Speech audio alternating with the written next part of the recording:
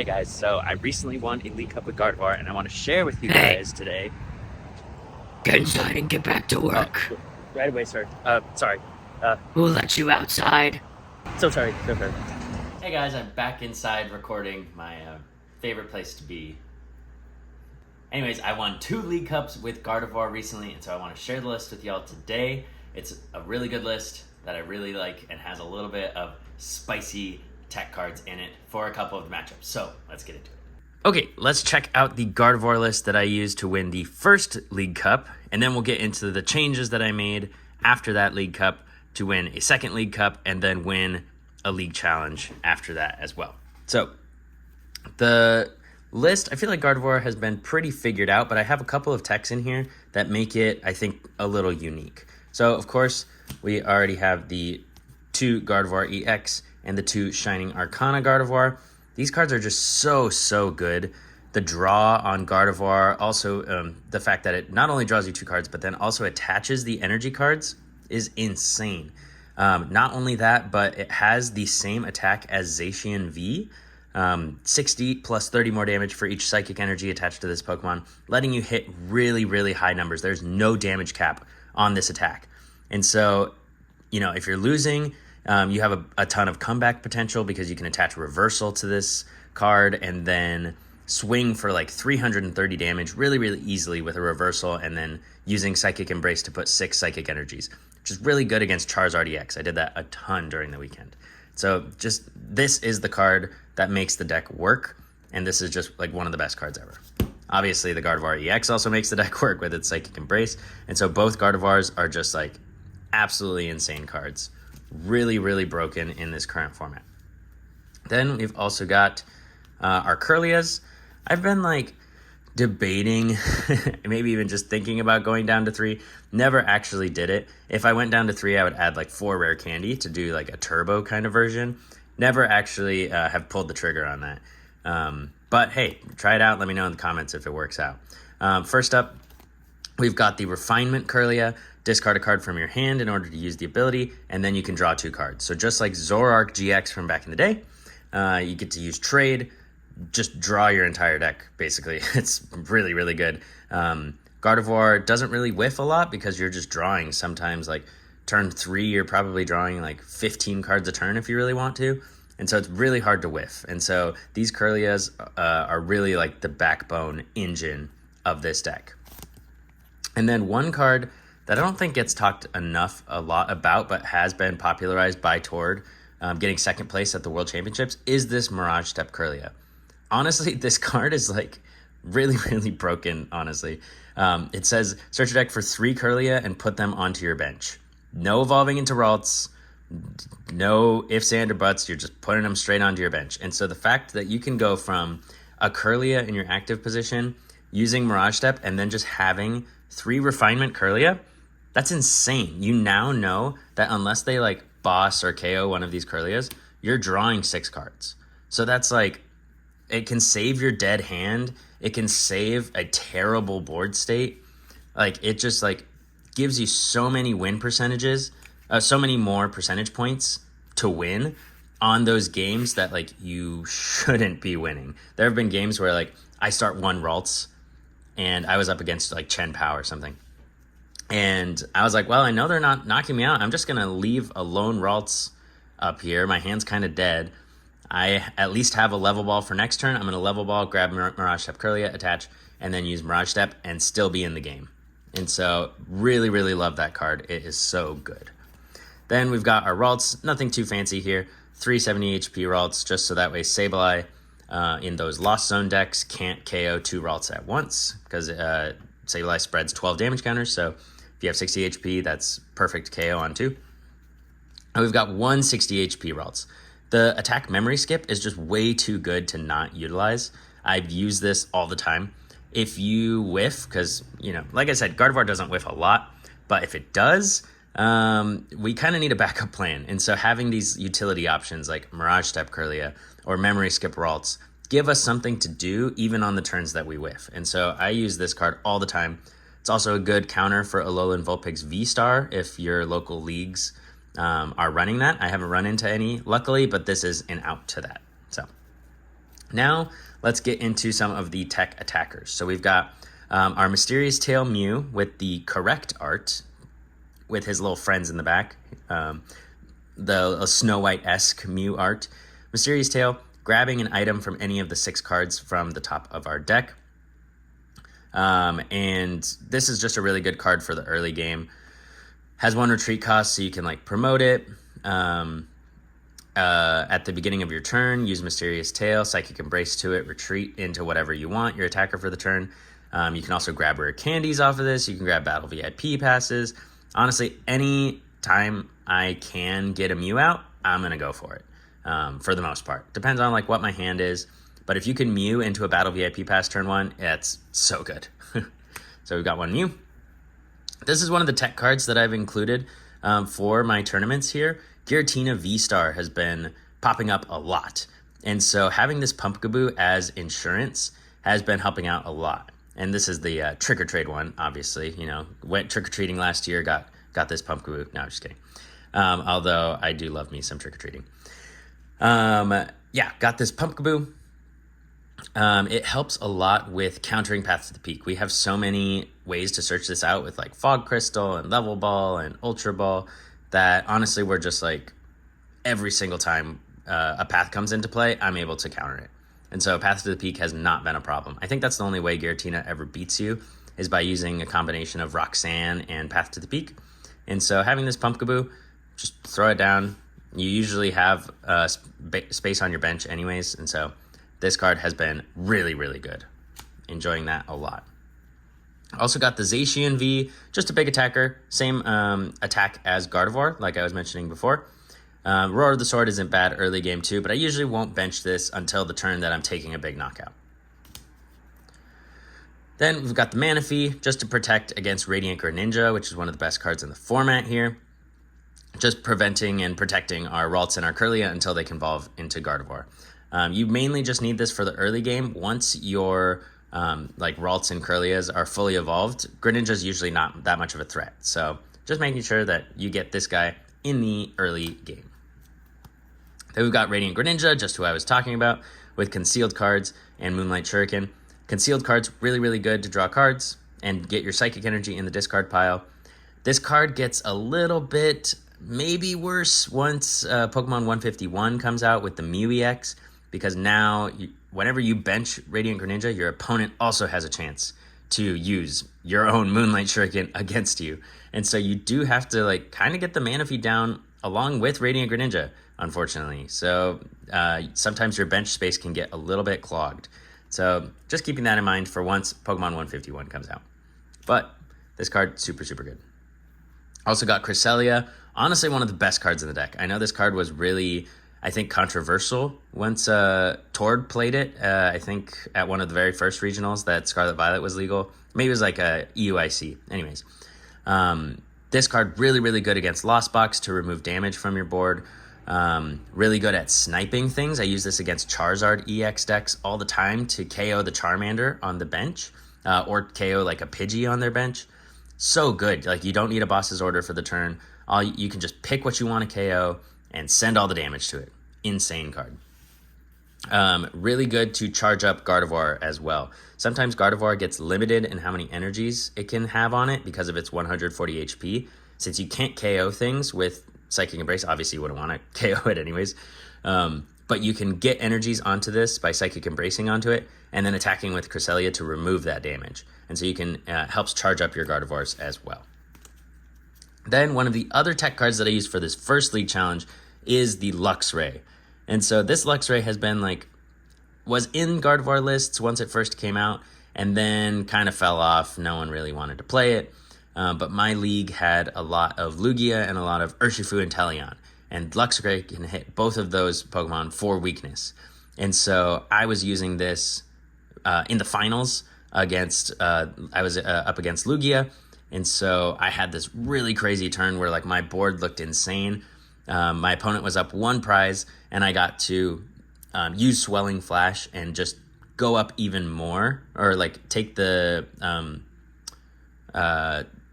have a huge tempo swing by using Swelling Flash to bench my Luxray, attaching a Reversal Energy, and then using Wild Charge to take a huge knockout on my opponent's Lugia V-Star. And so this card has been really, really cool.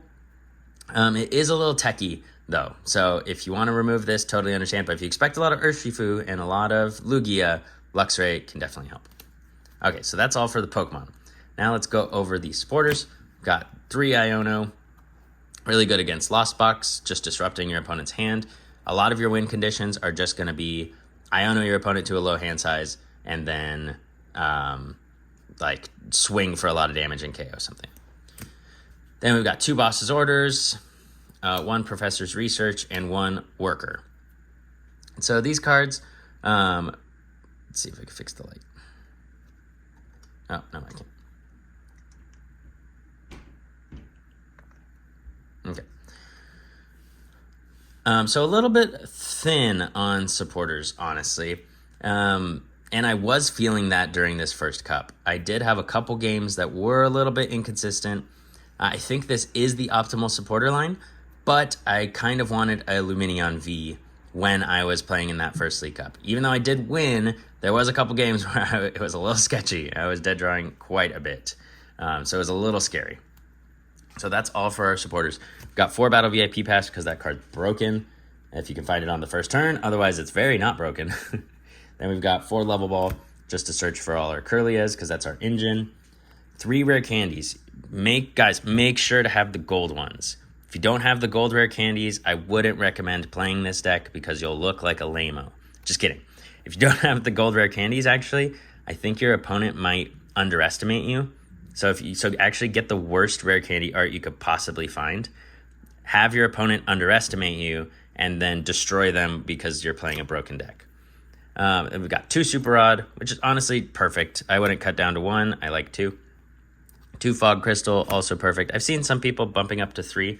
That's probably not needed. I think 2 Fog Crystal is perfect, honestly. What I do like more than a 2 of count is 3 Ultra Ball.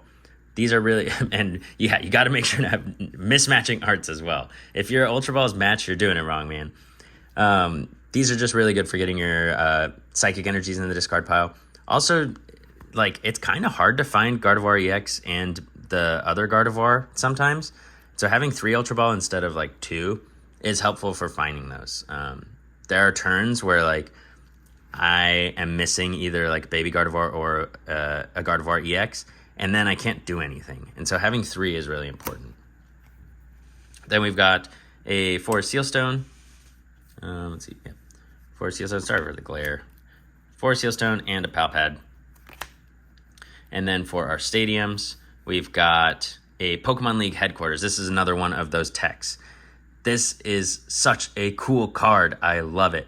It not only won me a league challenge recently against Chien-Pao because the Chien-Pao couldn't attack because it only had 2 water energies on it. And my opponent tried to attack, and I was like, Pokemon League Headquarters. And they're like, oh, frick. And so this won me that game. It's also really good against Lost Box. If you do play it against Lost Box, they have so many outs. They have like Lost Vacuum. They have their own stadiums. And so it's really important that you don't play this until a turn that you're like taking a big knockout on like a Sableye or a Cramorant even, because Cramorant gets through this. And so making it as hard as possible for them to attack through this card and then like Ionoing them to 1 is going to be really important. So make sure you play this smartly if you do play this card. I'm considering even bumping up to 2 just because of how good it is against Lost Box, which is kind of Gardevoir's sketchy matchup. Then we got a Collapse Stadium, also really good, just in every matchup, honestly. The Collapse Stadium helps to remove liabilities, limits your opponent's bench. I mainly just use it to get rid of liabilities. If they try to like stall you, sometimes I'll have like 9 energies on my Zacian and they'll boss my Gardevoir EX. If that's the case, I can like collapse my Zacian away, send all of those psychic energies to the discard pile, attach them to Gardevoir EX, and then go from there. So Collapse Stadium, super good. And then we've got our typical 10 psychic energies and 2 reversal energies. The 2 reversal energies are really, really important against Charizard EX. So if your league has a lot of Charizard EX, definitely play 2 reversal energy. This lets you hit 330 damage so easily. Like, you're just attaching 1 and then 6 energies to Gardevoir, to the baby Gardevoir, which is such a big swing turn. If you don't play any reversal energies, you need to somehow get 9 energies on your baby Gardevoir that only has 140 HP. And so you have to manually attach to Gardevoir 3 times before you can hit 330 HP. With a reversal energy, you just attach that if you're losing, and then attach 6 psychic energies, putting you at 120 damage, and then swinging for 330. And so the reversals are so good. I think 2 is the perfect count. I think if you don't play any reversal energy, your Charizard matchup is bad. If you play 1 reversal energy, your Charizard matchup is probably 50-50. And if you play 2, I think you have a favorable Charizard matchup. Just the fact that you can swing for 330 with a single prize Pokemon is such a big prize trade and prize swing that it like just puts you in such a good spot in the game. And so this is the list that I used. Let's see if I can get a better angle. This is the list that I used to win the first league challenge. I played against a Lugia in top cut. I played against and then 2 Giratina in top 8. And so beat both of those. Luxray was really good for the Lugia matchup, and Pokemon League headquarters won me at least one of those games against Giratina, since I was just able to Iono to 1, and then they had to try and find a Sableye and attach 2 energies to it or counter the stadium, which was just like way too hard for them to do. And so this was the list for the first cup. Now, going over what I didn't like about this list from the first cup, the Luxray was really good in finals. It won me my finals game, and so that was really cool. However, what happened in the finals game was I was dead drawing, and so Luxray was honestly like one of the only options I could do. Because like I didn't have any Ralts or Kirlia really set up. I had a Gardevoir EX in play, and that's about it. And so I didn't really have an attacker, so just being able to play down Luxray and swing into a Lugia V-Star was really good. However, if I wasn't dead drawing in the first place, I might not have needed Luxray. And so I also haven't been playing against much Urshifu and Teleon, and so I decided to cut Luxray for this second cup. I also played, actually, before I get into that, I played in a second cup with this exact list, and I bombed so hard, and it was because I was dead drawing with this list.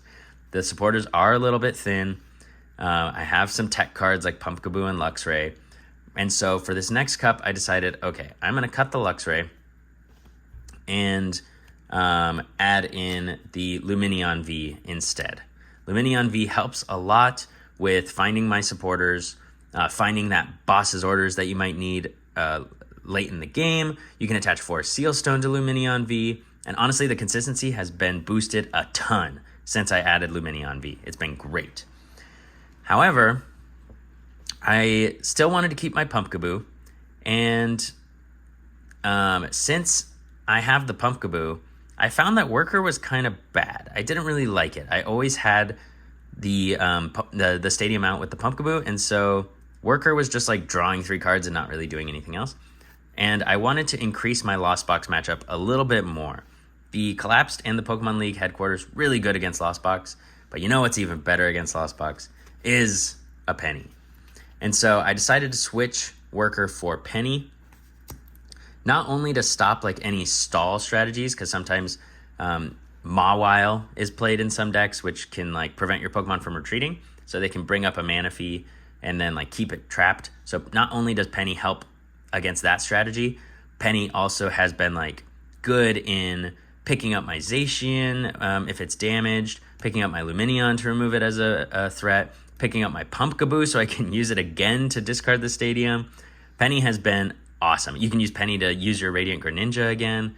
Penny's been great. I love it so much. I've used it multiple times against Lost Box. They'll put like a ton of damage or like 4 damage counters on Manaphy to try and KO it. Like they'll KO a Kirlia and then put the rest on Manaphy so they can try and KO it the next turn. So I'll just Penny up my Manaphy, play it back down. Picking up my Zacian if Lost Box is trying to set up a KO. Picking up my Cresselia if a Cramorant hit it for 110 HP. or 110 damage has been so good. And so this is the list that I used to win my second cup, and it felt so good all day. This deck was great. It ran so smoothly.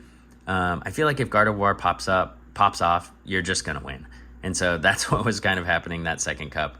I was popping off, had so much utility in my deck, and honestly, every single card was perfect. I absolutely loved this list, and so you should definitely try it. I also used this to win a league challenge just last night too.